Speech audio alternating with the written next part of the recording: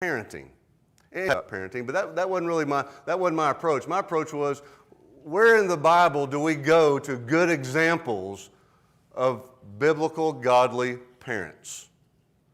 Because, when we think about it, somebody we look around, we pick out, I'd like to be parents kind of like them, or we have people in mind. And so, I could take you to some verses in Ephesians and some other places, Proverbs and other places that give you some good parenting tips. And you ought to read those. And so that's not my message, okay, but you can read those. I want to go look at parenting examples in the Bible. So I thought, well, let's just do that. And so I started thinking through from the beginning. I mean, if you're going to talk about parents in the Bible, the first parents we meet in the Bible are who? Adam and Eve, okay? So we've got Adam and Eve in the Bible, and we think, well, what do we learn from Adam and Eve about good, godly parenting? Well, let's see. They were both self-centered. They both put the needs of themselves above the other one and above God and above the whole world. Their oldest son murdered their second son. There's a parenting fail if I've ever heard one. His great-great-grandkids did the same thing and just began a whole process of failed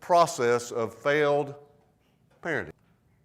Okay, so maybe Adam and Eve aren't the best examples of godly parenting with success and your kids that grow up and become productive, and all that type of stuff. Maybe there's something else. And then think about, okay, let's go to, I don't know her name, I'm just going to call her Mrs. Noah. Let's go to Noah and Mrs. Noah, okay? And so here they are, and let me back up for a second.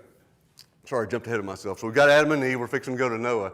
But remember what God said from the very beginning, the verse we just read. The very first command in the Bible is what? We just read it. You can look it up. I'm going to paraphrase. Be a parent.